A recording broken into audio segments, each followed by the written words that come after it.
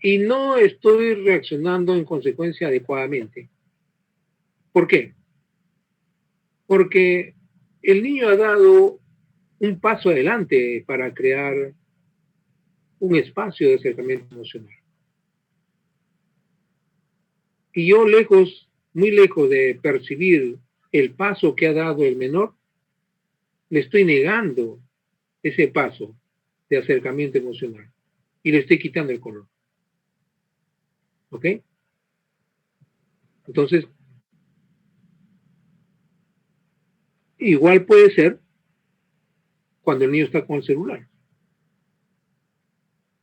De repente se lo quito y le estoy negando la posibilidad de que él tenga un acercamiento también a otros saberes que muchas veces nosotros no los conocemos y le quitamos el celular, ¿verdad? Porque es un distractor. Pero ¿qué pasaría si más bien yo afino mi percepción y más bien me acomodo, ¿no? Hago morfogénesis.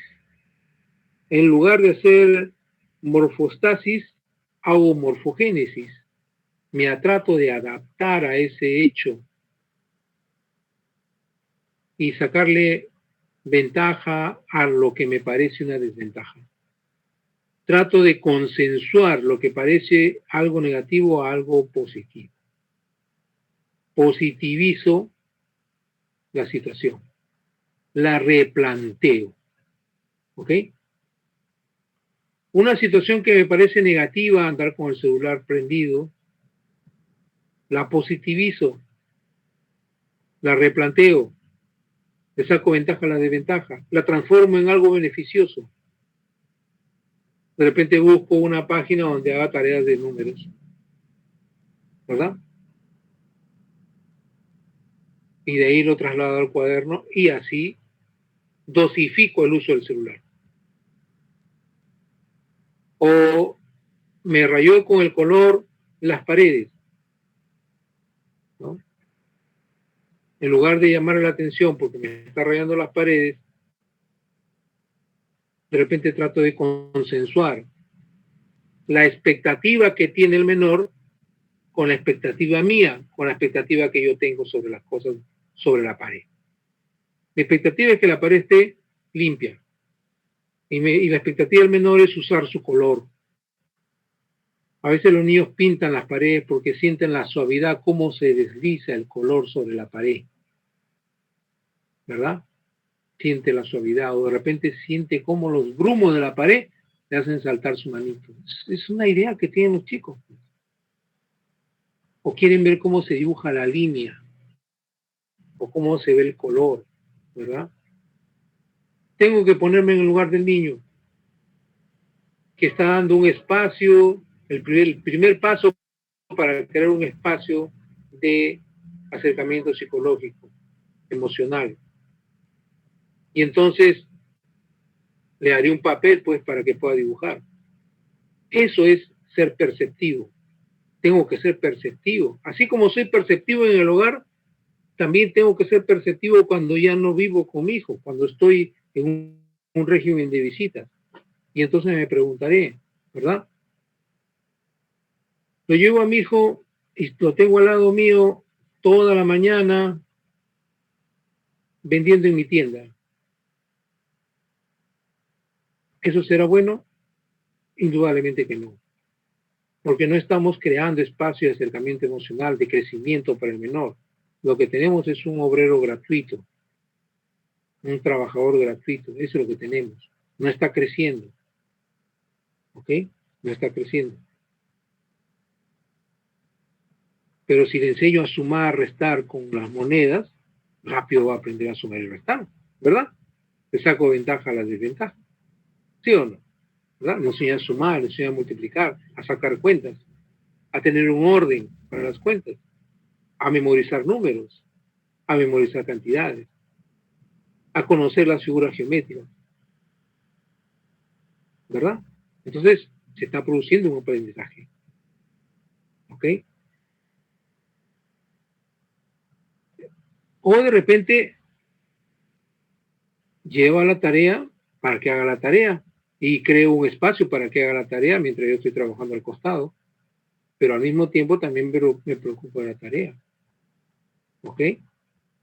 Entonces, el régimen de visitas se define como la oportunidad para crear espacios emocionales. Y así, por ejemplo, de repente durante el día de la semana me comunico con mi hijo o mi hija y le llamaré después de que regresa del colegio, le llamaré a la casa. Por supuesto, no es mi día de visita son los días sábados, pero lo llamo un miércoles y le diré, ¿y cómo te fue en el colegio? Y me dirá, muy bien, papá, mamá, me dirá, me ha ido muy bien. Y tengo otra tarea, ¿lo podemos hacer el día sábado en tu casa? Claro que sí, hijo, ¿verdad? ¿Qué se produjo el día miércoles cuando conversaron por el celular? Un acercamiento emocional, una buena relación de padres e hijos. ¿Gracias a qué? A la percepción que ha tenido ese padre respecto al niño. Gracias a que ha conjugado la expectativa del menor y la expectativa del padre. En ese momento se creó ese espacio donde hay ese acercamiento y no estaba en el horario de visitas. ¿Ok? Y es que el horario de visitas es una formalidad. El régimen de visitas no se reduce a un horario. Utiliza el horario para que el acta sea ejecutable, pero el régimen de visitas no se reduce al horario. Prácticamente lo que se va a dar es el acercamiento emocional. Físicamente no lo va a visitar, pero sin embargo hay un acercamiento. Entonces, eso es lo esencial del régimen de visitas, crear esos espacios de acercamiento emocional. De esa forma nosotros estamos siguiendo el concepto de familia que Virginia Satir nos recomienda y ella percibe y nos enseña, que es que una función básica de la familia es nutrir. Y de esa forma ese padre que hace su régimen de visitas está nutriendo a su familia, está nutriendo a sus hijos, emocionalmente y psicológicamente hablando. Entonces es muy importante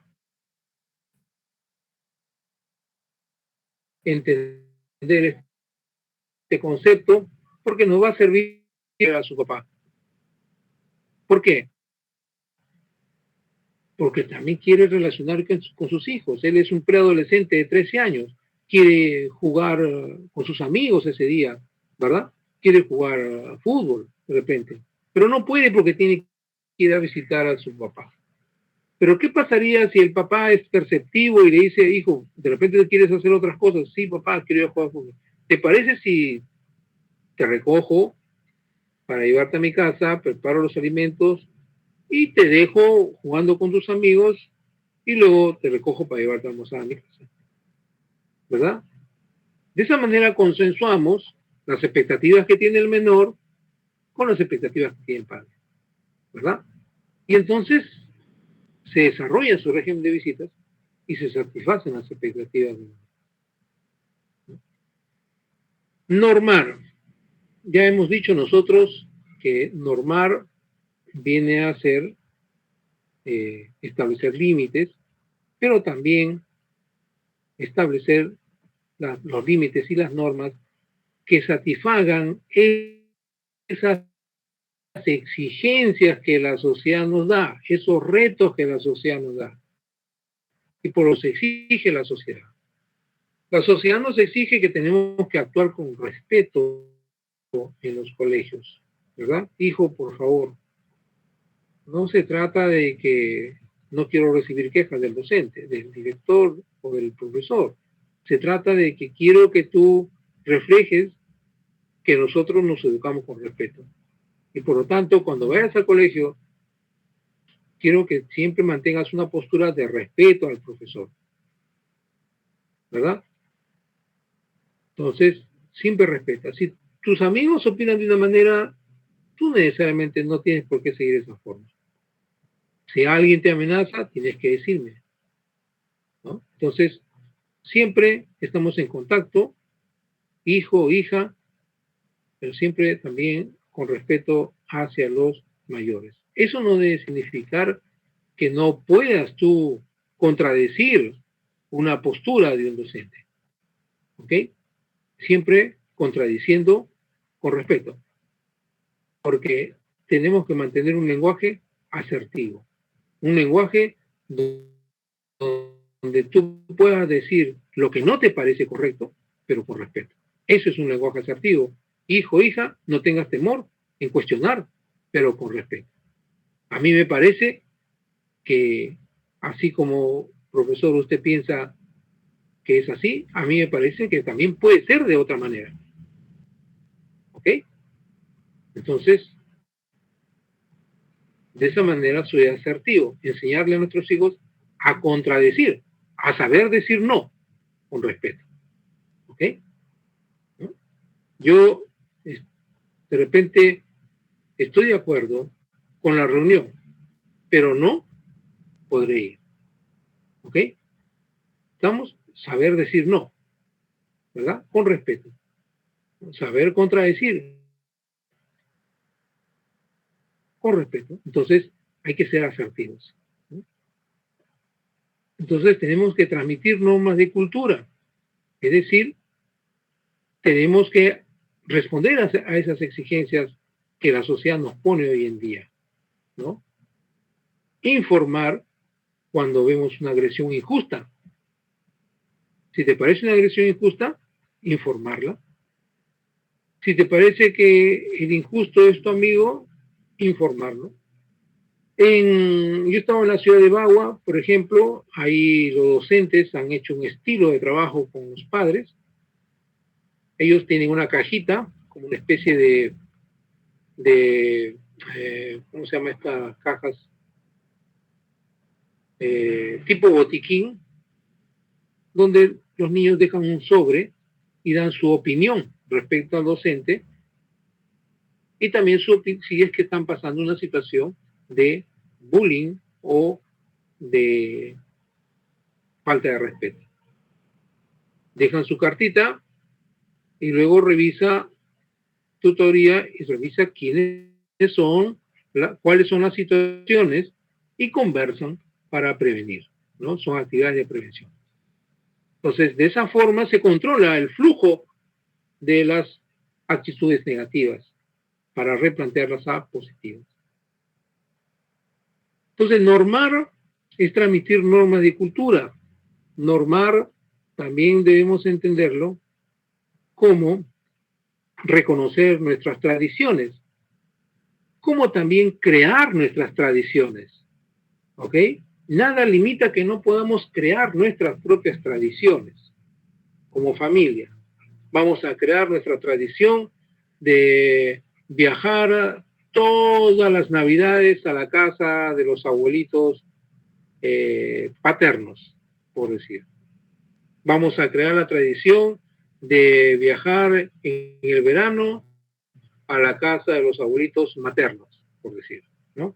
Creamos esa tradición, ¿verdad? Como también respetar y transmitir nuestra cultura, ¿verdad? Nuestra idiosincrasia, nuestra forma de ser, nuestros valores sociales que están arraigados en nuestra sociedad, aquellos valores, por supuesto, que nos van a permitir crecer, ¿no? Como reconocer la interculturalidad, reconocer que tenemos diversas regiones y por lo tanto diversos enfoques, diversas costumbres, ¿verdad? Entonces, también, ¿no? Transmitir esas normas de cultura, ¿no? Entonces, en ese aspecto estamos hablando de normar.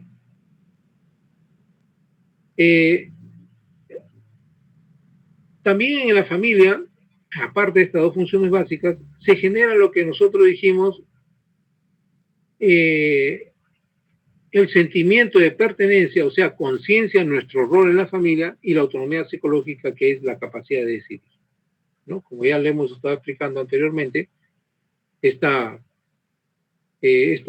dos características de alguna manera van a poder guiarnos para interpretar si nos encontramos ante una familia que promueve el apoyo hacia los hijos, o estamos ante una familia de Sefer, una familia que está desconectada los padres de los hijos, ¿no? Donde es una familia permisiva, ¿verdad? O estamos ante una familia autoritaria de repente, ¿no? Y por lo tanto, estos dos elementos de sentimiento de pertenencia y autonomía psicológica nos van a permitir identificar ante qué familia estamos. Porque si nosotros normamos, vamos a crear certeza. Porque vamos a normar, vamos a decir, esto es así. Vamos a darle certeza a los niños, los carriles adecuados sobre los cuales ellos van a desenvolverse, porque le vamos a decir, bueno, estas son las líneas.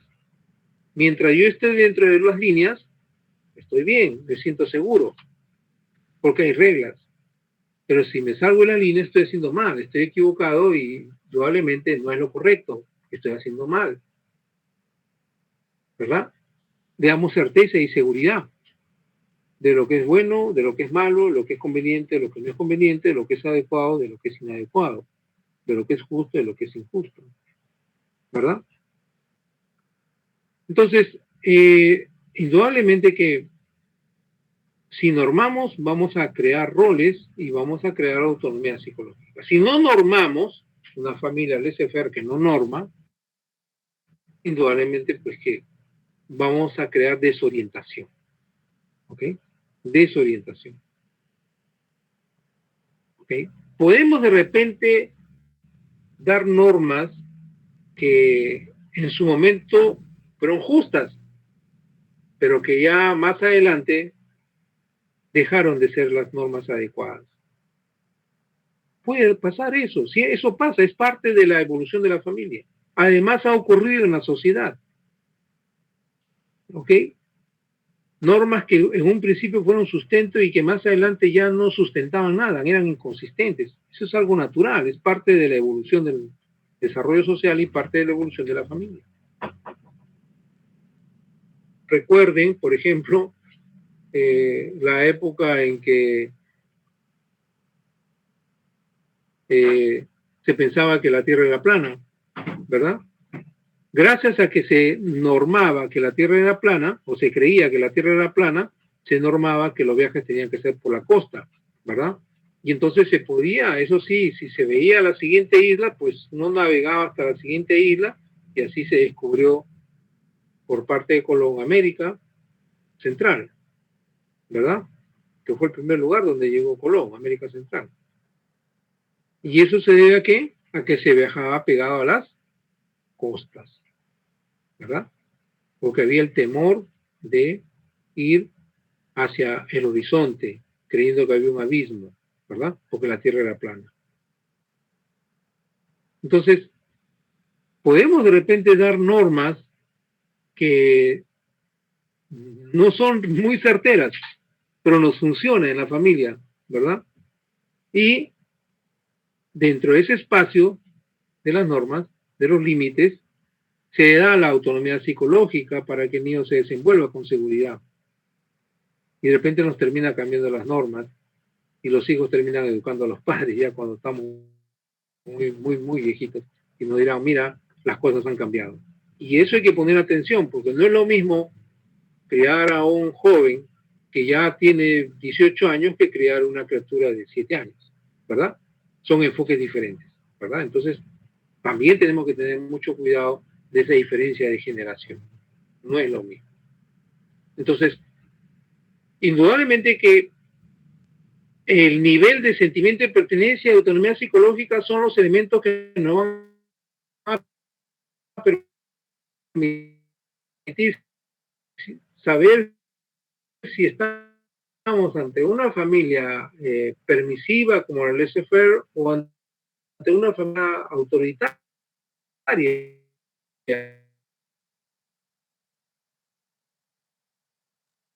Bueno, no da autonomía psicológica, no les permite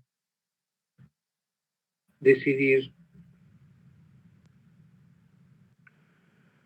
¿no? Hay mucha rigidez en cuanto a la, ¿no? Limita el desarrollo de la autonomía psicológica. Frente a la laissez-faire, que les deja pues que ellos hagan lo que quieran. Laissez-faire significa en francés dejar hacer, ¿no? Entonces, la familia permisiva deja que los hijos hagan lo que quieran, no hay límites, y ellos prácticamente van a escoger realizar cualquier cosa. Y tenemos pues hijos que llegan tarde de la noche, que son atrevidos, que no respetan a los padres, que nunca se les ha puesto normas, ¿verdad? Sin normas, dejar hacer, ¿no? Entonces hay demasiada autonomía psicológica. Es más, realmente hay una autonomía psicológica desorientada, porque no hay normas que regulen su conducta, ya ni sabe, ¿no? Qué tan apego tiene a la familia, ¿verdad? Total, son esos casos de madres o padres que están pues con el celular en la mano y mirando el celular sin atender las necesidades de sus hijos, simplemente dándole órdenes sin pensar en lo que están diciendo y están con el celular en la mano, porque hay padres así, ¿no? Hay padres también que están con el celular en la mano y pues caramba, no se fijan en lo que están haciendo sus hijos, ¿no? Y luego los agreden, los maltratan, ¿no? Y creen que eso es educación. Eso no es educación, ¿verdad? Muy bien, entonces es importante este concepto de familia de Virginia, perdón, Safir. Bueno, acá estamos calificando algunas diferencias entre familia y otros grupos humanos. Indudablemente que la familia es un grupo humano donde pertenecen varias generaciones, está el abuelito, los hijos y los nietos, ¿verdad? La familia como sistema. La familia como sistema se define como una organización sociocultural en proceso de transformación. Por ello se le considera como un sistema abierto. Bueno, se dice que es abierto, ¿verdad? Porque permite entradas y salidas, ¿ok? ¿Qué entra? Entran las normas de cultura. ¿Y qué devolvemos? Devolvemos nuestra reacción a esa norma de cultura, aceptándola o rechazándola de repente. ¿Ok? Entonces, en tanto la sociedad, ¿no? Los padres, por ejemplo, dicen, no, ¿sabes qué? No estamos muy de acuerdo con eso de que tienes más que 14 años y quieres ir a una fiesta en la que te vas a quedar hasta la 1 de la mañana. No, no estamos de acuerdo. Eso no funciona con nosotros, ¿verdad? Eso no es correcto. Es muy peligroso. Puedes ir, pero hasta las 10 de la noche, o hasta las 12 si quieres ya. El cante en Happy Verde. Pero eso sí, vamos a estar nosotros. ¿Va a estar papá o va a estar mamá? ¿Ok? Así tiene que ser, ¿no? Entonces, una norma, ¿verdad? Es una norma que se está afianzando en la familia, ¿verdad? Tu hermana mayor ha hecho lo mismo, tu hermano mayor también, y tú también tienes que seguir con esa norma. No, pero mis amigos, bueno, tus amigos son otra familia, esta es nuestra familia y así tiene que ser, porque así hemos criado a todos tus hermanos. Entonces, estamos regulando una norma, de repente una norma habitual que se da en la sociedad, la estamos regulando, ¿no? Con la autonomía psicológica que tenemos también los padres, lo regulamos y damos como respuesta, ¿no? Esa prerrogativa de que solamente vas a quedarte hasta las 12, pero también uno de nosotros va a estar presente ahí en el cumpleaños, ¿no? Entonces, se define como sistema abierto en tanto se admite la influencia social y se da respuesta.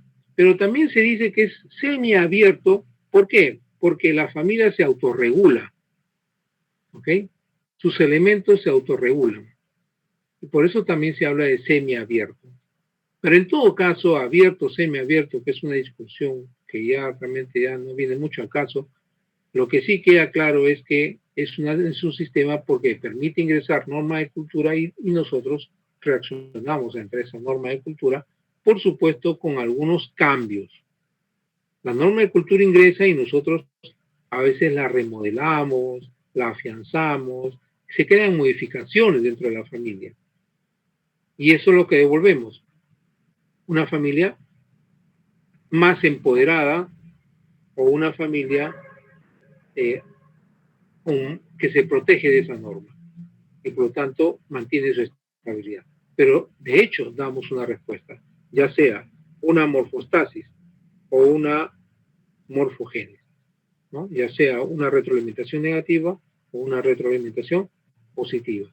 Y en ese aspecto, mientras demos respuesta, somos un sistema abierto o semiabierto, si se puede señalar, porque se autorregula, ¿no?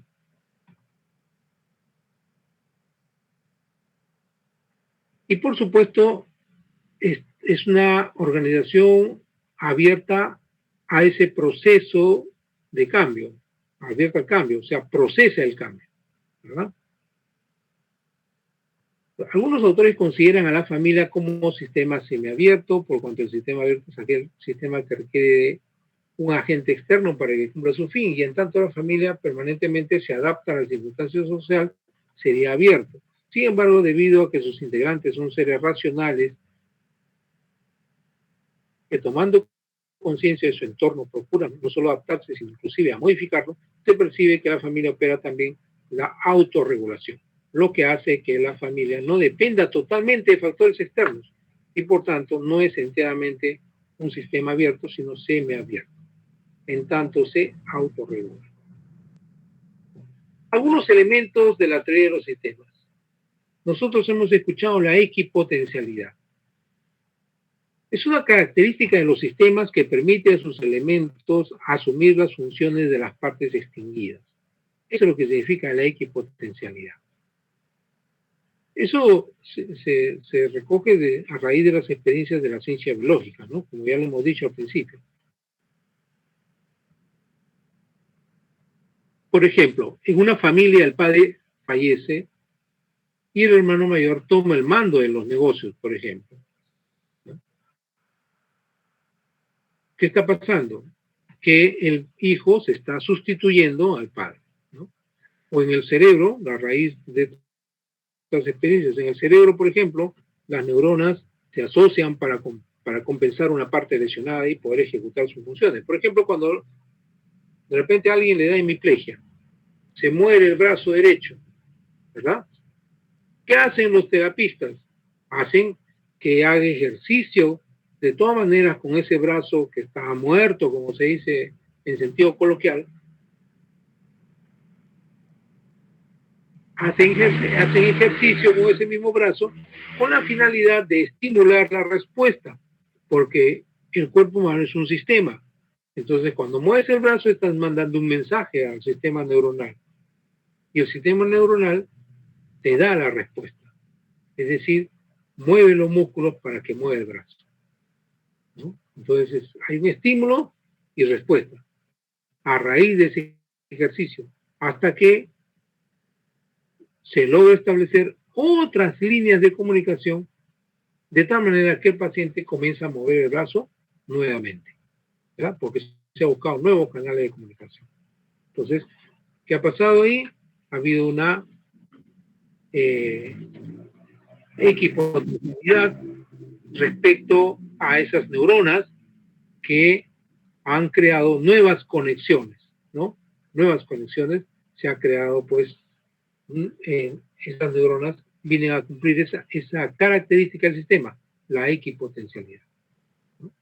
O, por ejemplo, cuando la madre se retira del hogar y la hija mayor se dedica a atender de repente a los hijos pequeños y ella asume la tarea de la cocina, por ejemplo, ¿no? ¿Qué está pasando ahí? Equipotencialidad.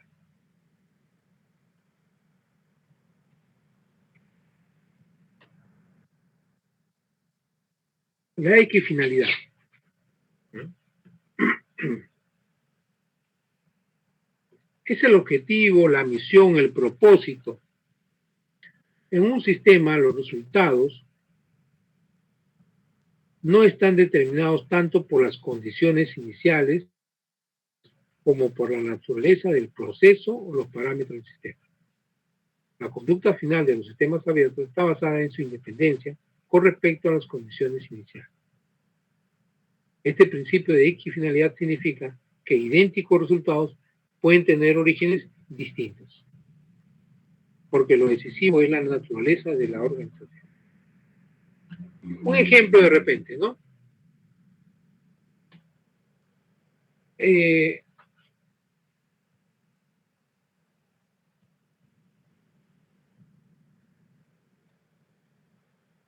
tomó en la familia la decisión de que el hijo mayor sigue estudios superiores, ¿verdad?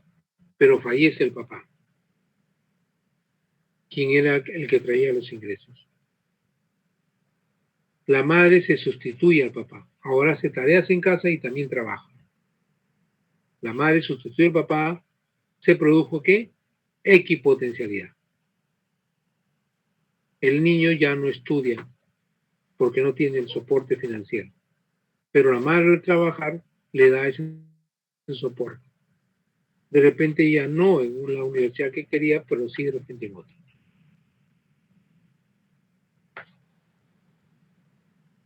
¿Qué se produjo? No se perdió la perspectiva, no se perdió la meta, se mantuvo el propósito y por lo tanto se produjo equifinalidad.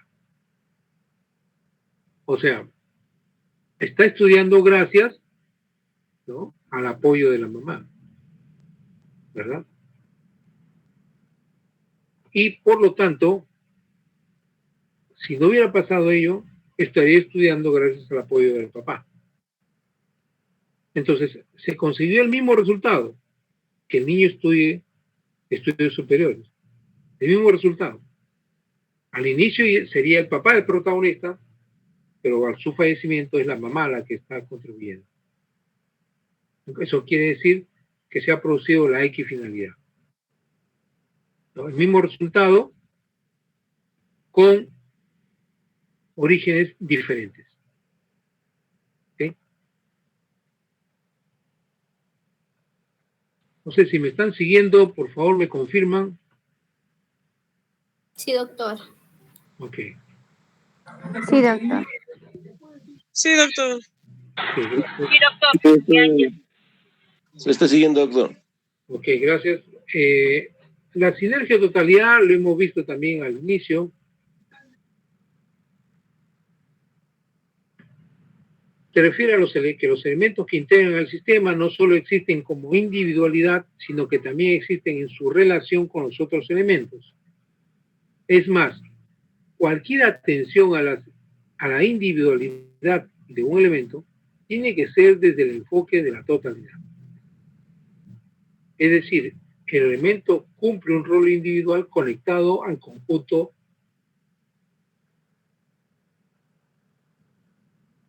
de los otros elementos. O sea, realmente la individualidad no la podemos entender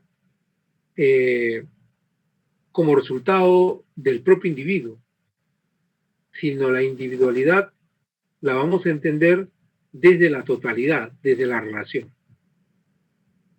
¿Ok? No podemos entender el comportamiento del menor si es que no entendemos el comportamiento de los demás. El comportamiento del menor es el resultado de la relación con los demás. ¿Ok? No es el resultado únicamente de su individualidad, de individuo del menor, sino es una respuesta a la relación con los demás. ¿Ok? Por ejemplo, el niño no quiere ir al colegio. Ya no quiere ir al colegio. Debe pasarle algo al niño. Seguramente habrá que indagar qué es lo que le pasa al niño. Segundo, habrá que indagar también quiénes influyen en esa decisión. Porque alguien está influyendo. ¿Ok? O qué cosa influye, ya que no es alguien, sino de repente qué cosa influye en esa decisión. Y es que la individualidad pura no existe. Lo que existe es reflejos, ¿no? Réplicas de las relaciones se replican en la conducta de un individuo. Es decir, el elemento cumple un rol individual conectado al conjunto de los otros elementos. Por lo tanto, lo que afecta o beneficia al individuo afecta o beneficia al sistema. Crece el sistema, crece el individuo. Se produce el cambio. Minuchin nos da algunas reflexiones sobre ello, ¿no? Porque de alguna manera, ¿no?, nos reflexiona cuando, por ejemplo, él dice, una persona da un hachazo a un árbol y golpea con el hacha. En ese momento tuvo una acción. Para el segundo golpe, ya va a hacerlo en otro lugar al primer golpe, ¿verdad? O sea, hubo una información, ¿verdad? Una información cuando dio el primer golpe. Reflexionó y dijo, ya, este golpe está bien. Ahora voy a golpear más abajito como para hacer, ¿no?, y tumbar el árbol, ¿verdad? Entonces, esa segunda respuesta, ¿no?, es una respuesta que refleja muchas cosas, ¿no? Refleja la circularidad, por ejemplo, y refleja también cómo es que se va retroalimentando una persona. Lo mismo se produce cuando se relaciona con los demás. La influencia de uno sobre el otro hace que yo cambie y deje de ser lo que era antes. Ahora ya no pienso como antes. Ahora pienso de otra manera debido a la comunicación que me estableció el otro. Y me ha hecho reflexionar la comunicación del otro de tal manera que yo ahorita ya no soy el de antes. Ya salí con nuevas ideas. Y eso es lo que probablemente va a pasar hoy día. Usted antes de entrar a esta clase era un individuo. Después de esta clase usted va a tener otras ideas y seguramente le va a hacer un seguimiento a estas nuevas ideas.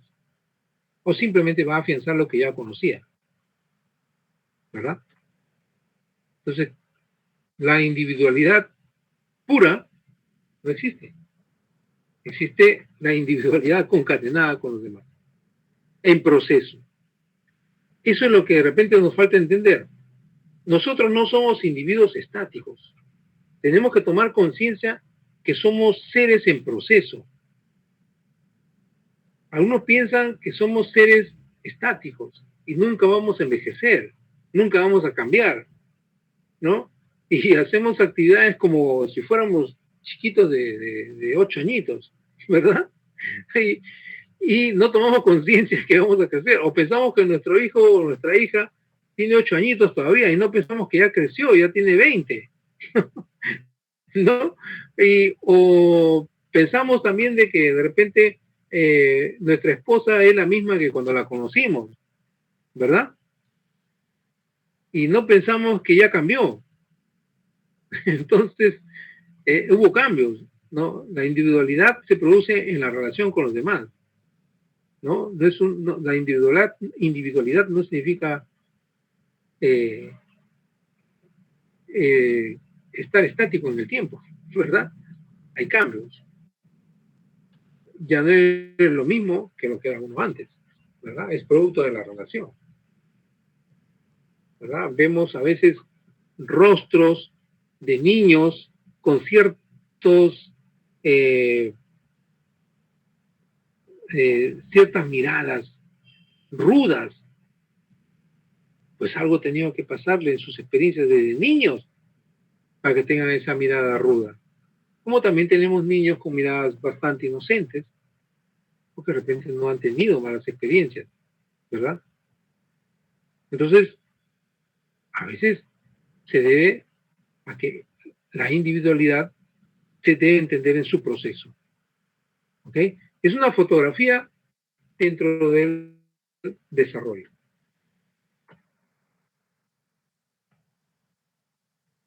La homeostasis también se denomina autorregulación mediante la retroalimentación, busca la adaptación del sistema interno al medio circundante. Es una reacción en contrasentido al cambio, ¿no? Con la finalidad de mantener el equilibrio. Los integrantes de la familia se resisten a que el adolescente tenga pareja, por ejemplo, o los padres se resisten al cambio por temor al desequilibrio generado. Luego se buscará armonizar los cambios con la estructura familiar, ¿no? Entonces, en un primer momento digo que no, y en un segundo momento ya voy madurando la idea, ¿no? En característica de la familia como sistema. La familia es un sistema sociocultural abierto a transformaciones, tiene etapas que exigen su reestructuración, ¿no? Hay etapas según el ciclo de vida de la familia, ¿no? Porque no es lo mismo cuando llega el primer hijo, no es lo mismo que antes de ese evento, ¿verdad? Antes de que llegue el primer hijo. En consecuencia, pues, la familia como sistema está sujeta, ¿no?, a su propia vida familiar y también a los cambios sociales. En la medida que se adapta a los cambios, se garantiza su estabilidad, su continuidad y su crecimiento. ¿Cuáles son los elementos de la estructura familiar? Tenemos varios conceptos que por ahora lo vamos a indicar, pero después lo vamos a trabajar cuando existan ya las audiencias, ¿no?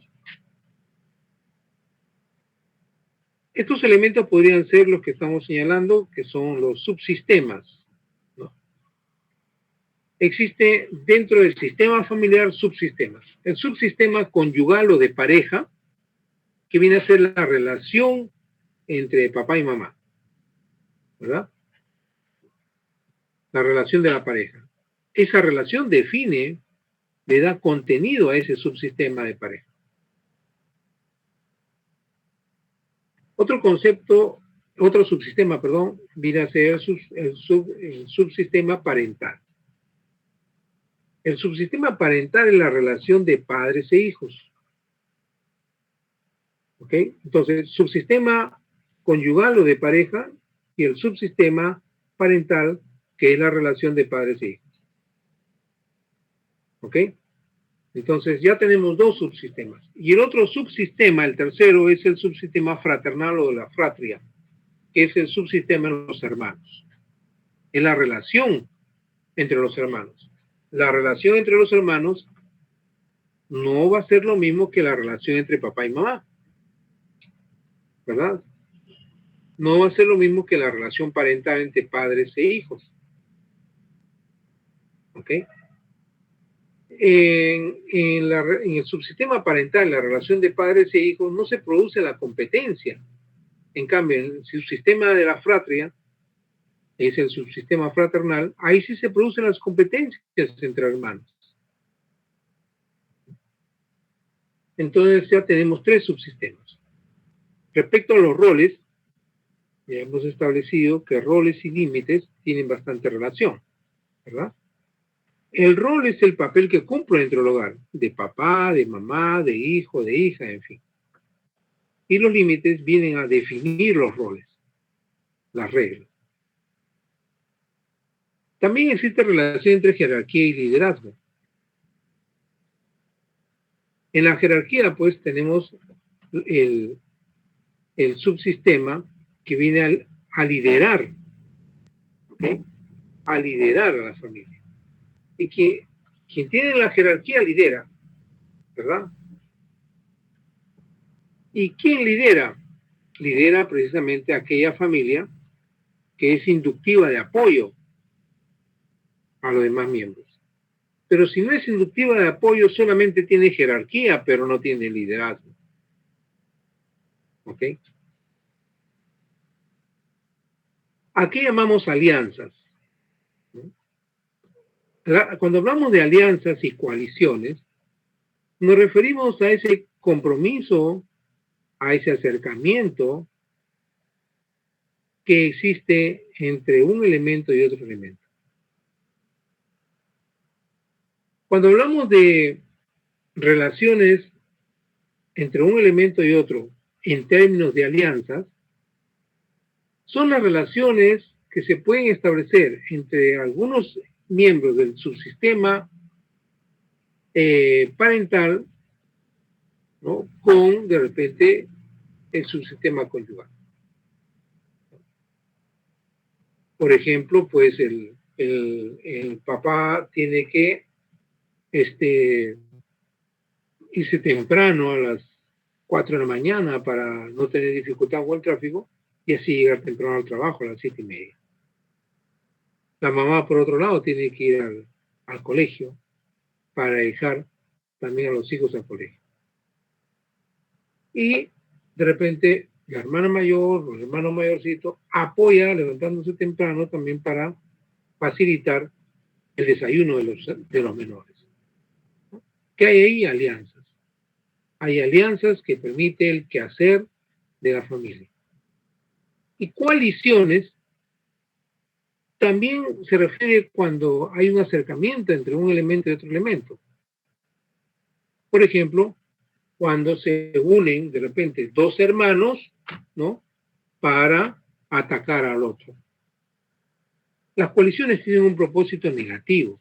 Las alianzas tienen un propósito positivo. En eso se diferencia. Cuando hablamos de triangulaciones, son esos casos en que, por ejemplo, los hijos no se dirigen al papá, sino a través de la madre. ¿Ok? Son triangulaciones. O sea, ¿se establece una relación entre hijos y padres? No. Lo que se establece es la relación entre el hijo y la mamá, y es la mamá la que lleva el mensaje al padre, por decir. ¿No? Ahí hay triangulaciones, que muchas veces se da en el hogar, en los casos de violencia familiar, precisamente, donde a veces la madre se dirige al padre a través de los hijos, o a la inversa. ¿Qué producen las triangulaciones? Las triangulaciones pueden producir lo que se llama la alienación parental. Es decir, que los hijos terminen identificándose con los problemas que tiene la madre con el papá. Entonces, las triangulaciones están bien cerca a la alienación parental. Bien, ¿alguna pregunta hasta acá? Ninguna, doctor, que está claro. Bien, entonces, ya, vamos a cambiar el PPT.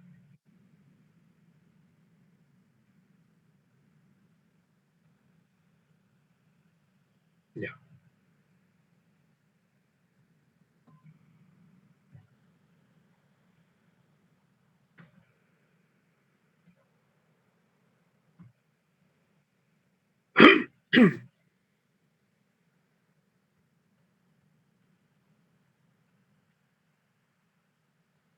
Un segundo.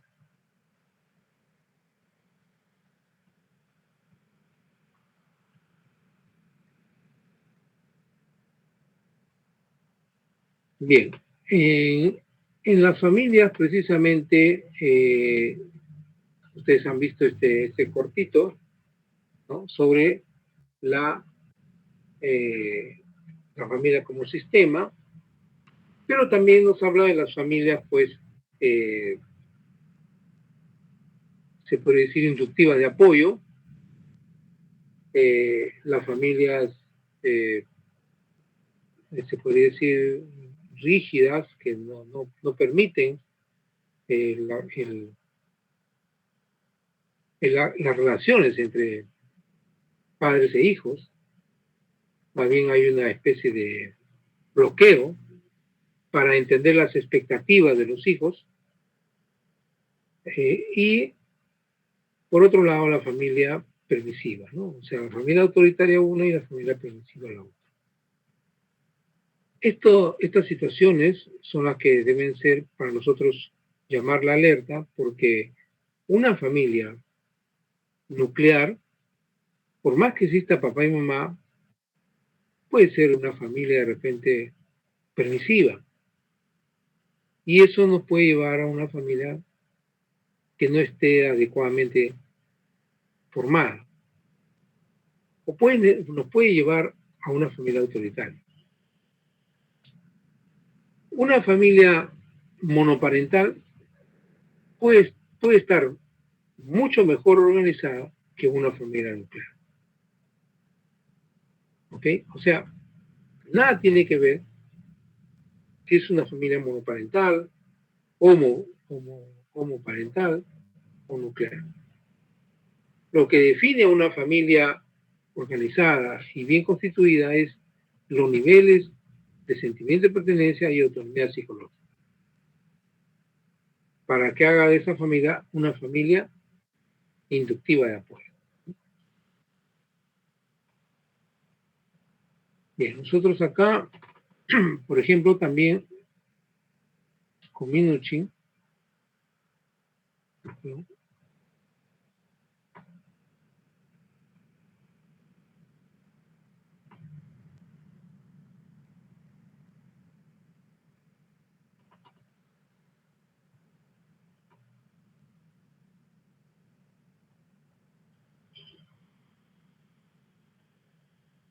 Bien, entonces vamos a las clases de familia.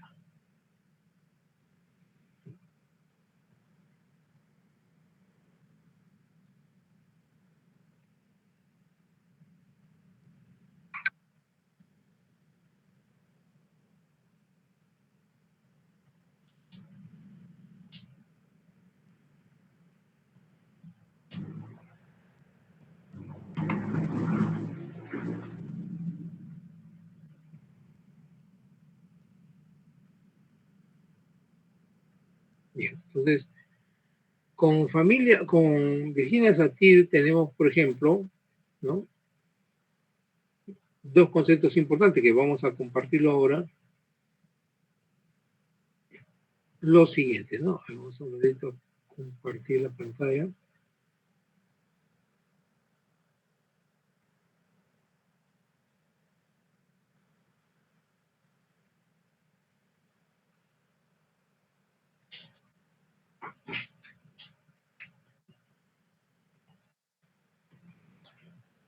Virginia Satir nos da dos tipos de familia, ¿no? La familia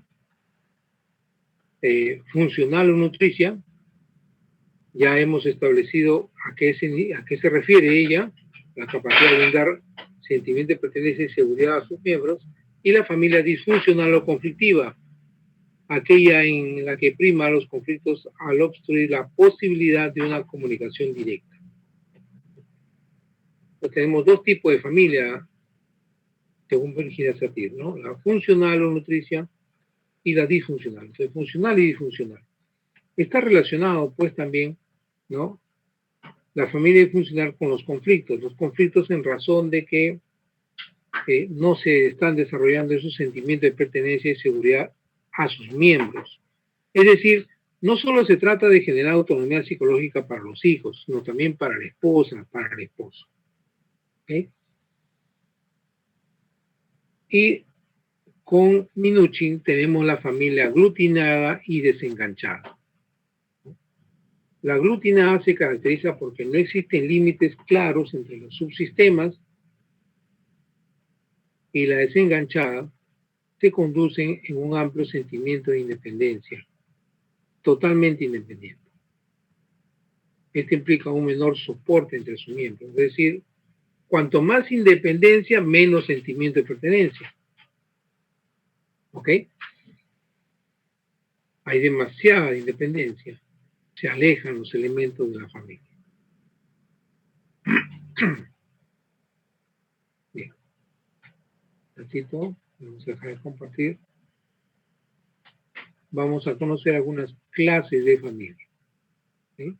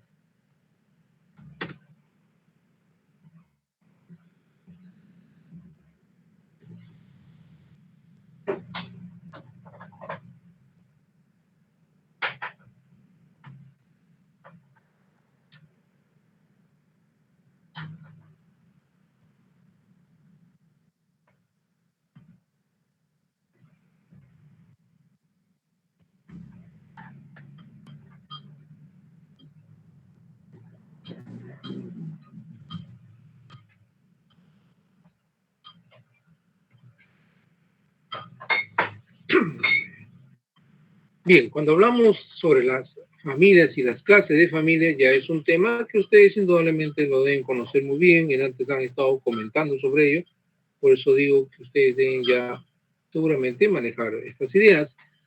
Bueno, la familia nuclear, la familia extensa, la monoparental, la ampliada, la reconstituida, la poligámica, la homoparental, y hay otras familias más todavía, ¿no? La familia DIN, por ejemplo, ¿no? Hay otras familias más. Entonces, cuando hablamos de familia nuclear, decimos es la familia compuesta por los padres y los hijos, también incluye a los hijos de la pareja, inclusive a los hijos adoptados. Es la familia básica, ¿verdad? La familia que nosotros, sobre la cual tenemos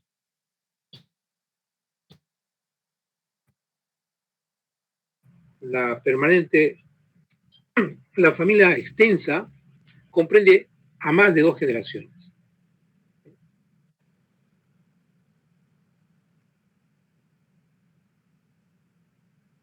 Los abuelitos y, o sea, la hija que vive en la casa de sus padres, de repente, ¿no?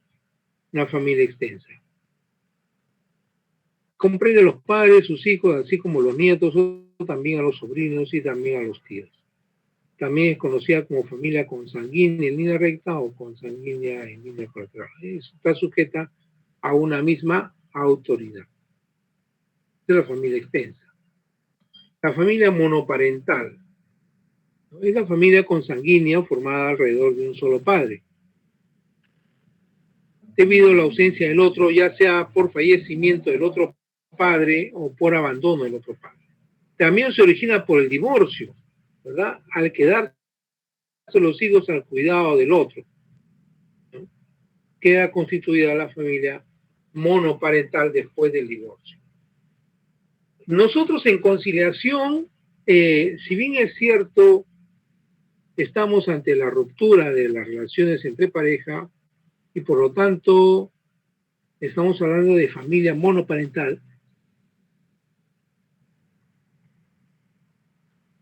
Sin embargo, la fuerza de la conciliación es promover las buenas relaciones que debe existir entre los padres y los hijos a pesar de la separación. Esta práctica que nosotros hacemos en conciliación de restaurar el subsistema parental nos ha conllevado precisamente a pensar que al resultado de la conciliación, al final estamos creando una nueva forma de familia, que sería la familia de padres separados con hijos. ¿Ok? Porque, si bien es cierto, están separados, sin embargo, respecto al hijo, siguen todavía los compromisos de satisfacer la necesidad del menor. Pero en términos de coparentalidad, es decir, en términos de ayuda mutua entre ambos padres separados. Yo voy a ejercer mi régimen de visitas y la madre dice, bueno, está muy bien, yo te voy a apoyar brindándote la facilidad para que te puedas comunicar con nuestro hijo durante la semana. ¿Qué está pasando ahí? Está desarrollando la coparentalidad. Es decir, son padres separados, pero con el fiel compromiso de hacer efectivo, concretar los derechos de su menor hijo o hija. Entonces, al final estamos creando una forma de familia, padres separados con hijos, ¿no? La familia ampliada es la familia conformada por miembros no consanguíneos, ¿no? Es decir, de repente, algún paisano.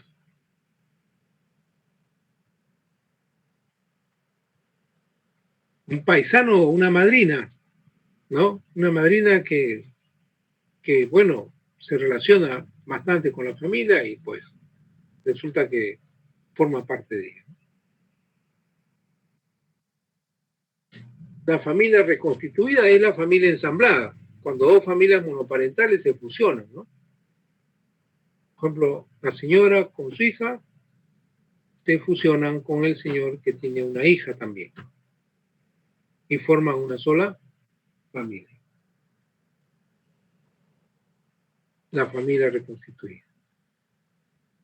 Bueno, también hay que poner atención a la familia poligámica, ¿no? Es una institución familiar en la que se presentan varios consortes sujetos a una misma autoridad, funcionando como una familia nuclear.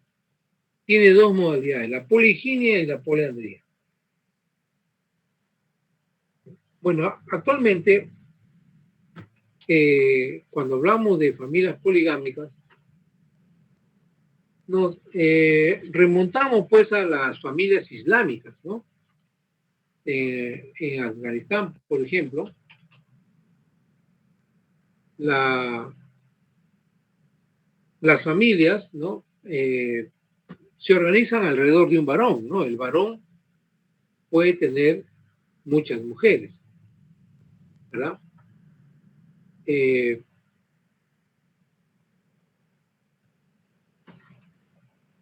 este caso, en Afganistán, por ejemplo, un varón puede tener 7 mujeres, 7 esposas, por dicho, ¿no?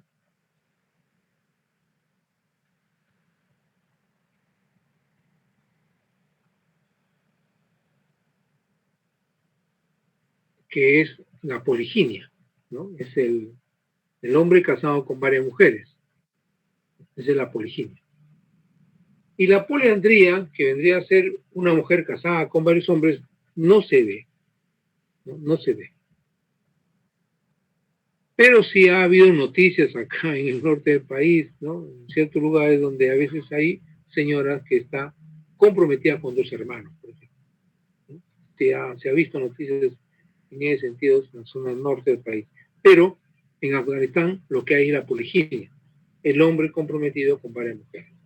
Es más, es parte de la cultura afgana y es muy respetado que un hombre tenga más bien varias esposas, porque si tiene una esposa es mal visto. Hay cierta reprimenda social que un hombre tenga una sola esposa. ¿Cómo es posible que tenga una sola esposa? Quiere decir que no es un hombre trabajador, porque si fuera un hombre trabajador, obtendría los recursos para mantener 1, 2, 3, 4, 5 esposas.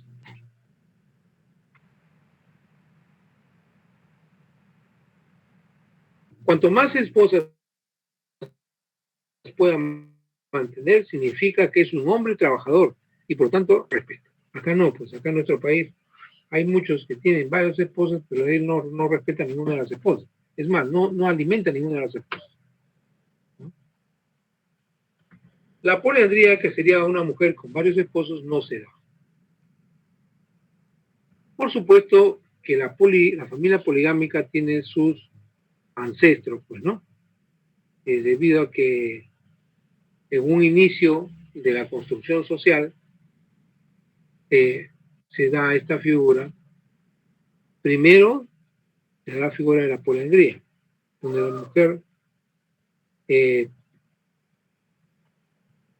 debido a su condición natural, se establece en un lugar, ¿no? Y el padre de la criatura sale pues a la casa, a la cacería, ¿no?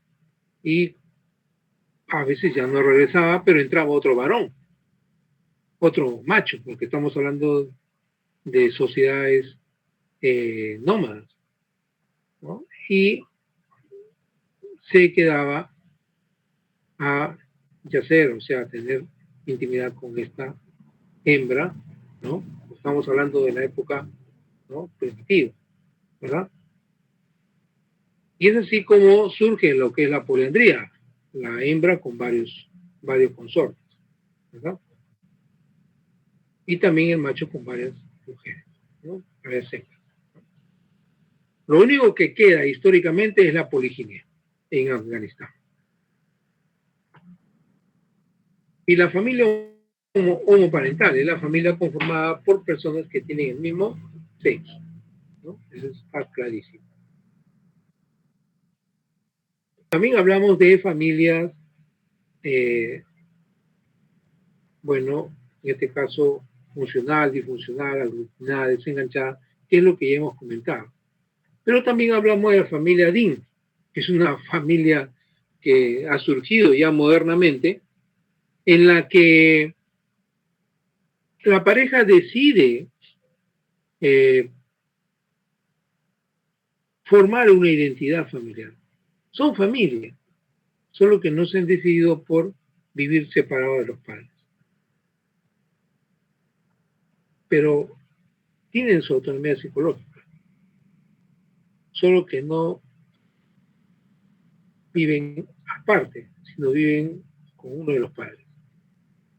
O sea, por ejemplo, ella vive con sus padres y él vive con sus padres. Pero ambos siempre están planificando su relación familiar. En ese aspecto, indudablemente que es una familia en la que deciden no tener hijos todavía, pero sí proyectos, sí metas comunes, inclusive identidad común. Es lo que se llama modernamente la familia Dean.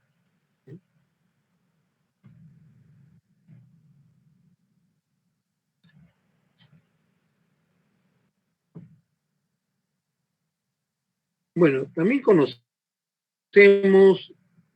¿no? ¿Qué familia nos puede faltar acá? A ver, tenemos las últimas participaciones. ¿Qué familias faltan que no se han mencionado?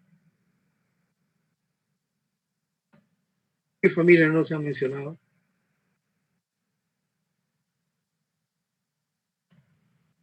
Ahí está. Esas son las familias que hemos conversado. En esta lista, ¿qué otras familias pueden faltar? Ya hemos mencionado la familia Dean. ¿Qué otra familia puede ser la que falte?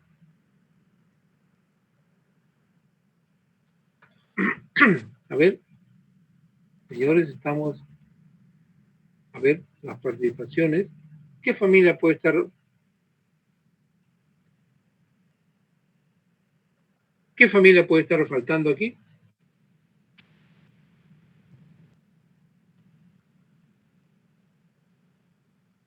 A ver, muchachos. Doctor, familia disfuncional. No, ya le hemos mencionado, bueno, en esta relación no está, pero ya lo hemos mencionado acá.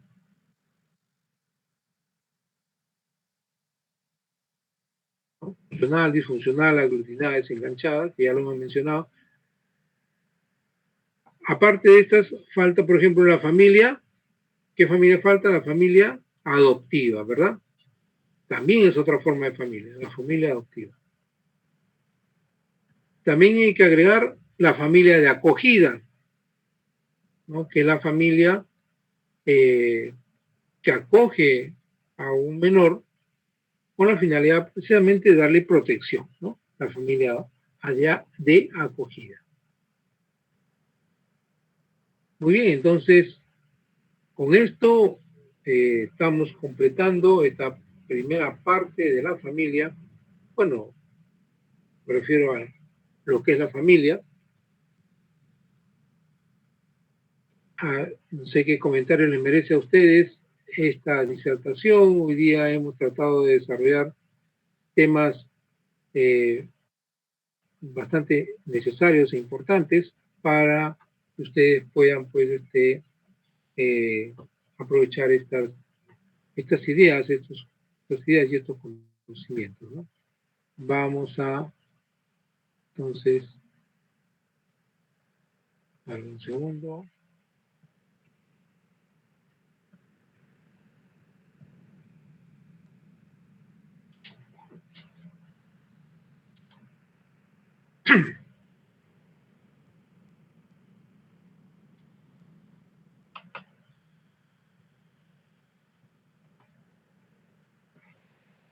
Bien, entonces,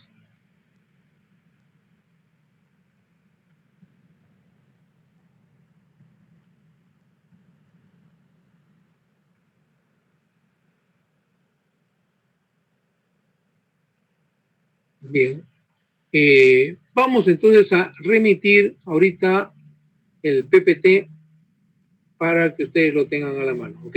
¿Les parece? Vamos a compartir el PowerPoint, ¿ok? A ver, muchachos, ¿están atentos? Sí, doctor. Sí, doctor.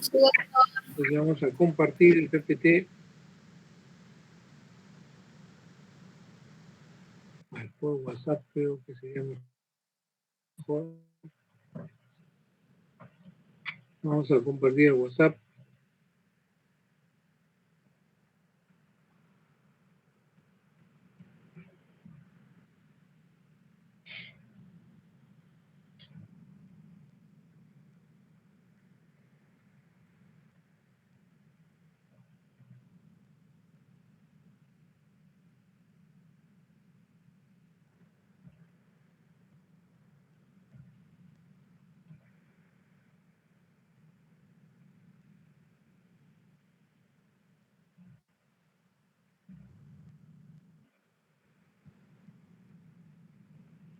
Me confirman si les ha llegado al grupo.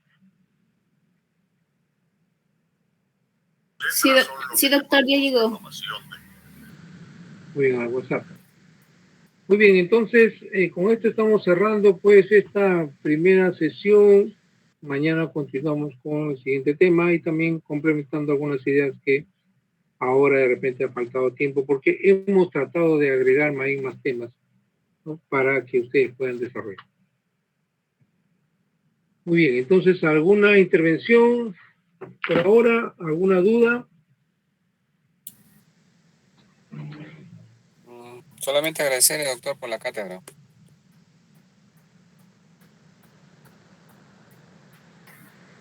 Sus dudas, se entiende que todo está totalmente claro, ¿no?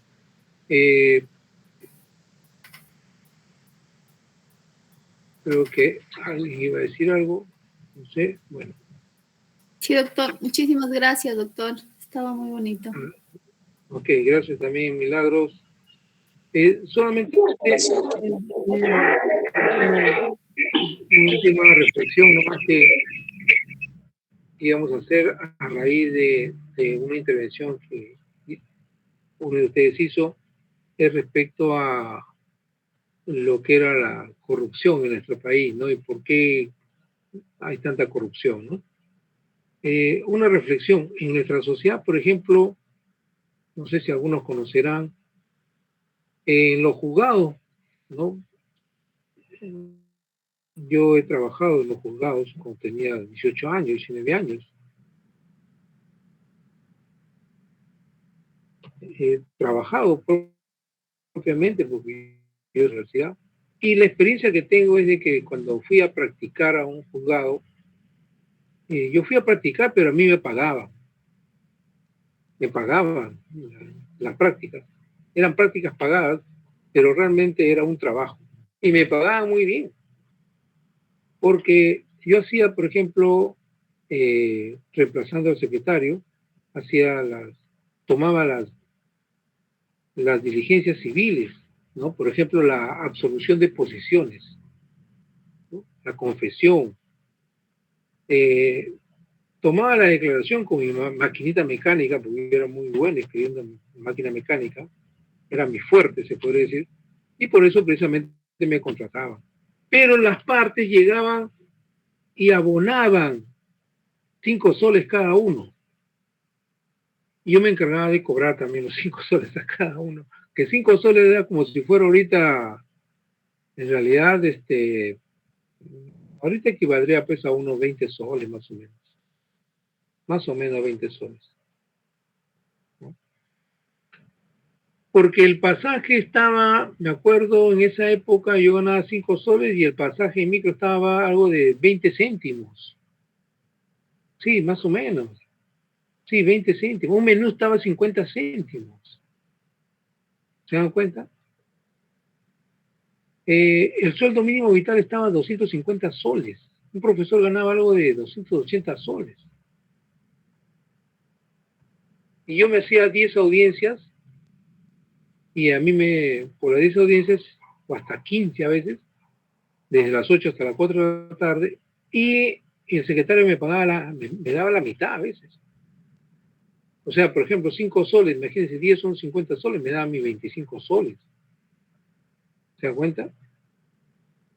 También dependía de las audiencias, se cobraba hasta 10 soles. O sea, me daba por esa audiencia 10 soles. O sea, me llevaba pues mis 70 soles, ¿no? Lo que a veces mucha gente se lo ganaría en una semana. Y es que el sistema era así, el sistema judicial era así. El Poder Judicial seguía la tradición, la Corte Suprema nombraba al secretario de juzgado y el secretario de juzgado se encargaba de poner su oficina y contratar su personal. ¿Y cómo iba a solventarse? Cobraba las partes. ¿Ok? Tú querías un desalojo, hablabas con el secretario y le decías al secretario, ¿sabe qué? Tengo un desalojo, quiero que el juez me autorice. Y el juez te proveía y te contestaba, previamente cumpla con los actuados judiciales. ¿Qué significaba eso? Coordine con el secretario para que usted pague la audiencia. En realidad no pagabas el acto procesal, lo que pagabas era el costo del traslado y coordinabas con el secretario.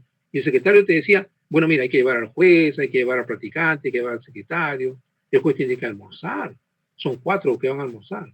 O sea, todo eso tienes que costearlo tú, ¿no? Y así las partes iban y pagaban un desalojo, 100 soles.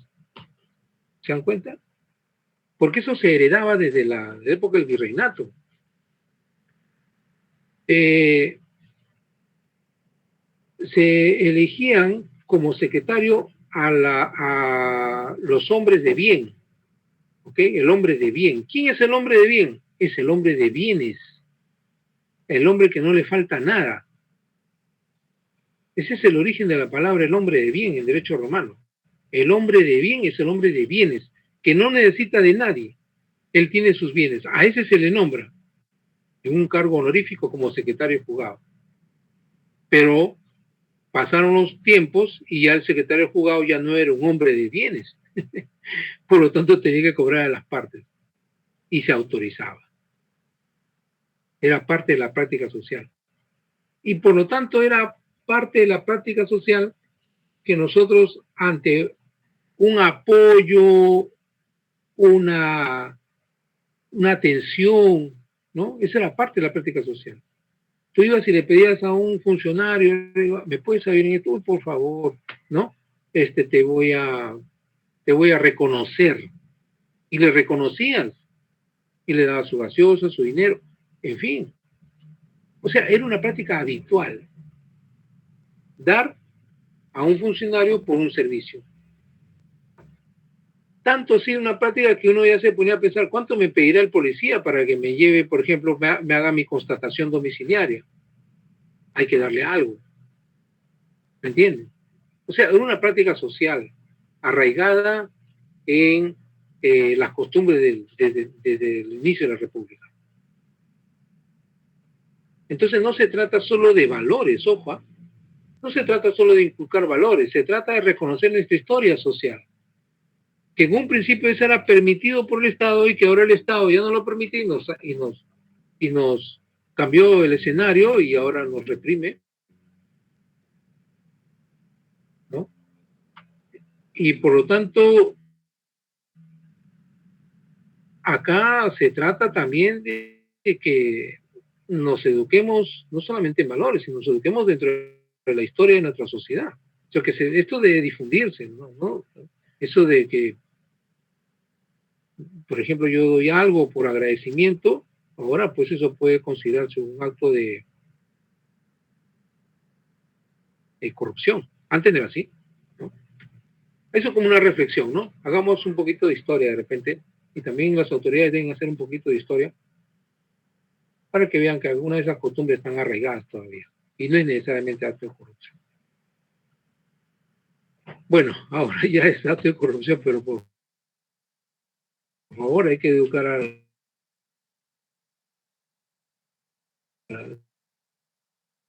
la gente a ser egoísta, y bueno, sustraerse el dinero de las arcas fiscales, ¿no? Bien, entonces, les agradezco bastante, solamente agradezco bastante su participación. Ya nos estaremos viendo mañana en la siguiente sesión. Muchas gracias, Mabel, por su atención. Gracias a Gracias, usted, doctor. doctor. Hasta Gracias. mañana. Mañana, Doctor. Gracias, doctor. Hasta mañana. Hasta mañana. Muchas gracias, doctor. Hasta mañana, muchas gracias. Hasta mañana con todos. Gracias, doctor. Muchas gracias por Mañana. quedarse en el teléfono de su Hasta curso. mañana. Hasta mañana. Hasta mañana, doctor. Mañana. Hasta Doctor, mañana. mañana igual, el mismo horario, ¿no? Sí, del mismo horario. Gracias, doctor. Mañana domingo. Hasta mañana, Gracias doctor. a... Hasta mañana.